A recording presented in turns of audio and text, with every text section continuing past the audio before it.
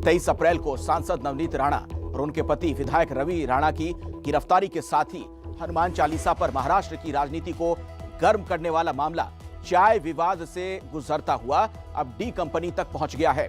जी हां, कभी बीजेपी के साथ दिखने वाली शिवसेना अब राणा दंपति के सहारे प्रदेश की सरकार पर लगातार निशाना साध रही है, जिसका अहम हिस्सा है शिवसेना। तो सत्ता की इस लड़ाई में नवनीत राणा एक राजनीतिक मोहरा साबित हो रही हैं। नई कड़ी में संजय राउत खुद डी कंपनी को लेकर घेरे में आ गए हैं। एक ही दिन पहले उन्होंने नवनीत राणा पर दाऊद से रिश्ते का आरोप लगाया था। अब बीजेपी ने राउत पर उन्हीं के हथियार से हमला कर दिया। जो उनकी जो स्टंटबाजी चल रही है,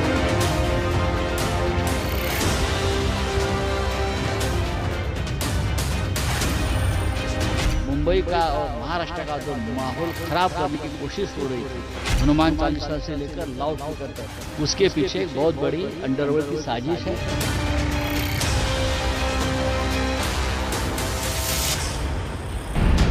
और हनुमान चालीसा पर 23 अप्रैल को राणा दंपति के न्यायिक हिरासत में भेजे जाने के साथ ही महाराष्ट्र पॉलिटिक्स का एक नया अध्याय शुरू हो गया।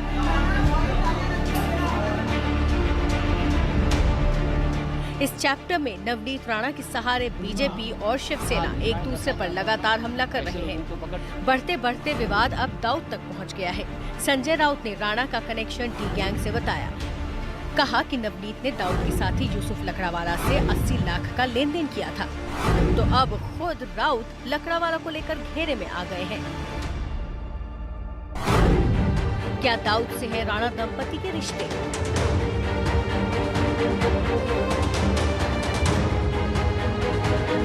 क्या अंडरवर्ल्ड से जुड़े हैं विवाद के तार?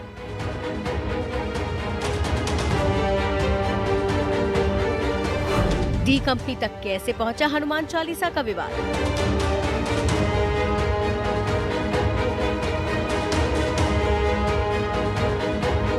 इन सारे सवालों के जवाब छुपे हैं नवनीत राणा के 16 पन्नों वाले चुनावी एफिडेविट के इस पेज नंबर 6 में। 2019 का ये हलफनामा खुद नवनीत राणा ने चुनाव आयोग को दिया था। लिखित में माना था कि उन्होंने यूसुफ लकड़ावाला नाम के शख्स से 80 लाख रुपए कर्ज लिए हैं। इसी हलफनामे को आधार बनाकर शिवसेना नेता संजय राउत मंगलवार से ही सियासी दंगल कर रहे हैं।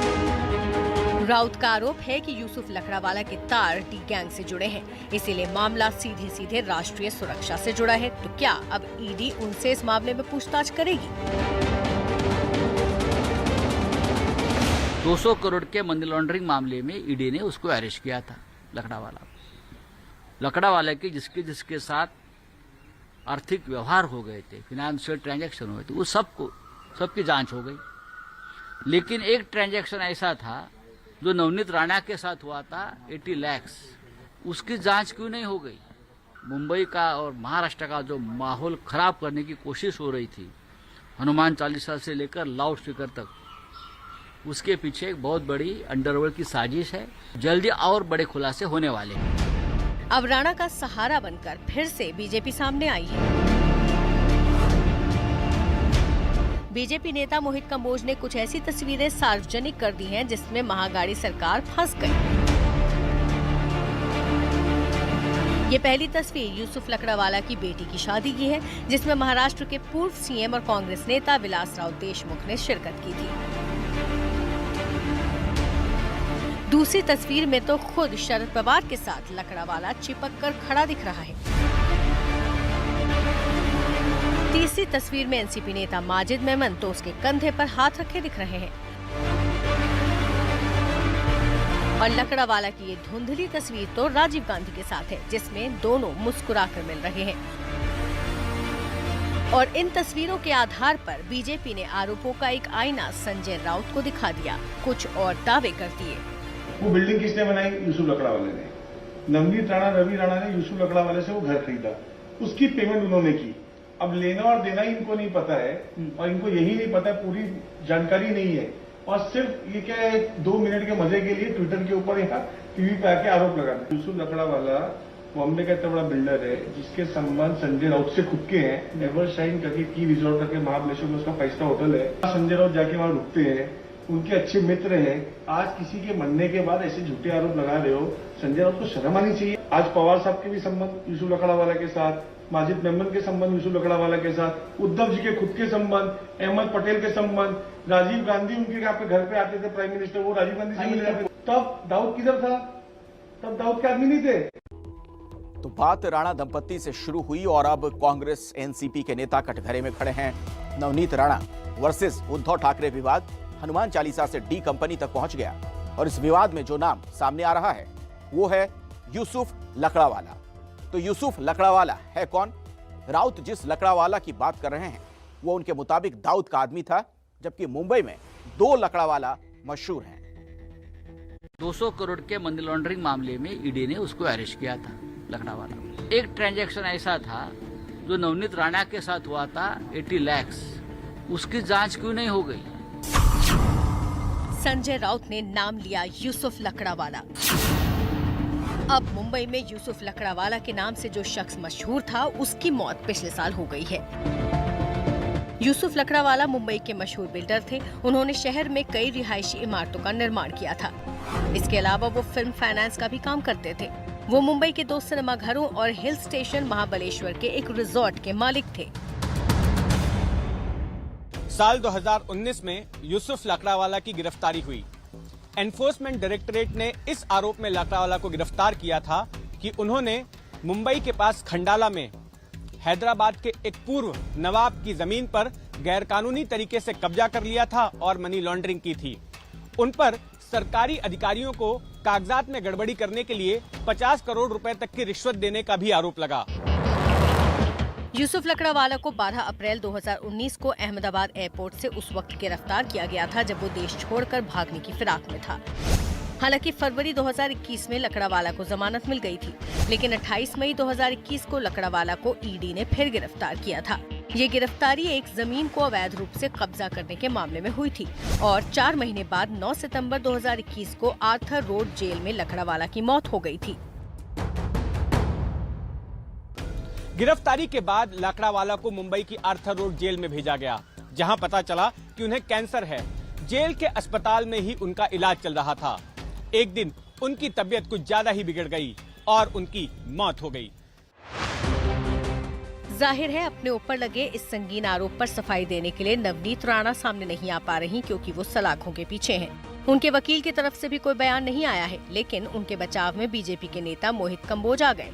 कंबोज ने कई सारी तस्वीरें ट्वीट की जिनमें यूसुफ लकड़ावाला महाराष्ट्र और देश की कई नामी गिरामी हस्तियों के साथ नजर आ रहे हैं।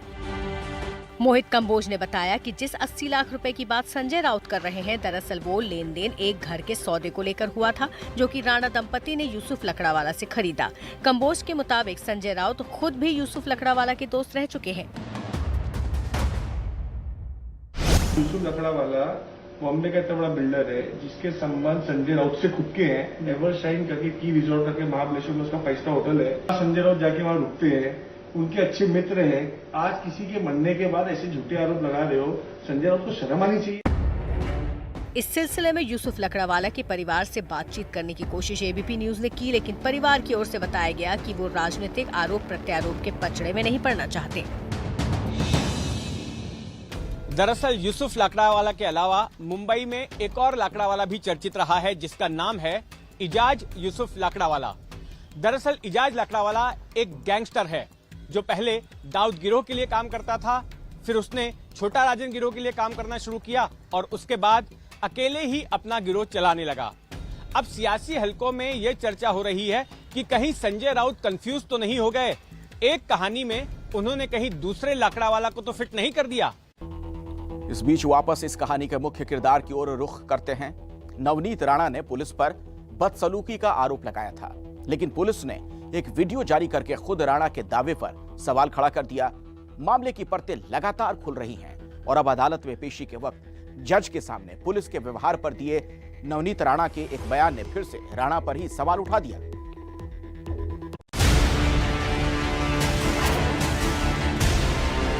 उनके साथ दुर्व्यवहार किया गया, उनको पीने का पानी तक नहीं दिया गया।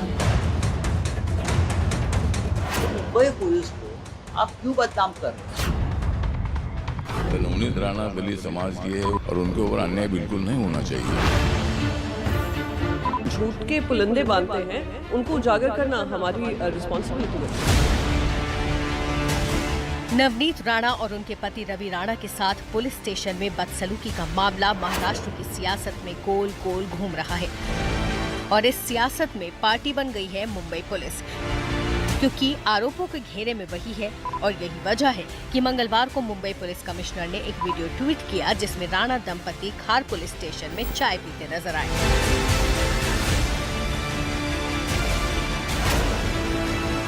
इस मामले में अब एक नया खुलासा भी हुआ है।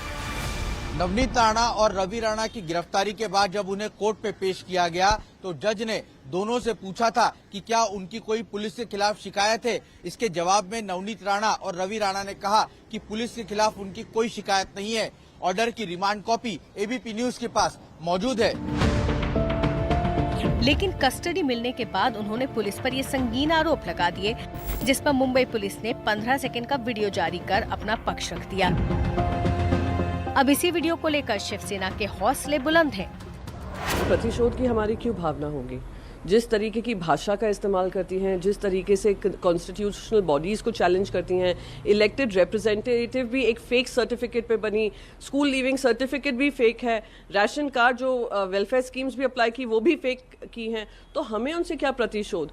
वो बताएं, इतनी फेक बातें कर रही हैं। उन्होंने बाकायदा एक चिट्ठी लिखी कि ना मुझे पानी पीने का दिया, मुझे जानवरों से भी बदतर मेरा ट्रीटमेंट किया। मुंबई पुलिस ने वो भी सत्य उजागर कर दिया।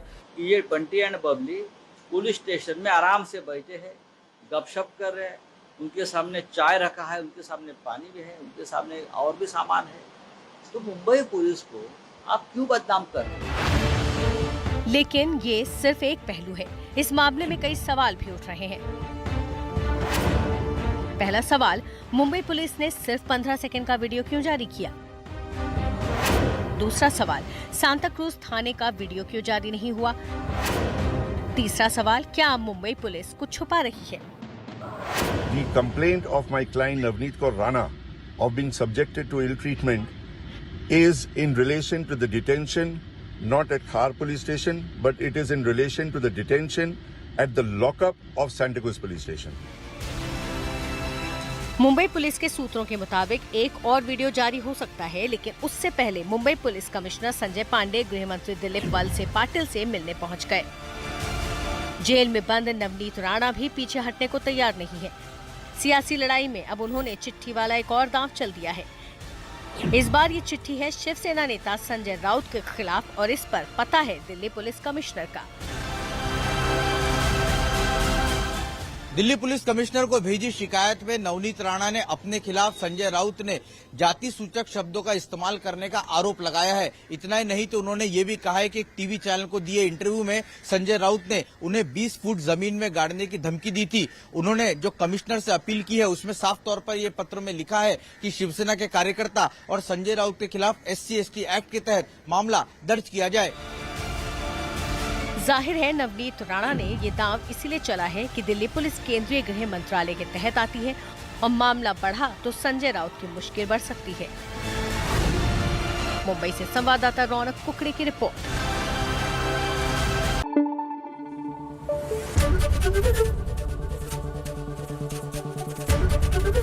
ABP न्यूज आपको रखे आगे।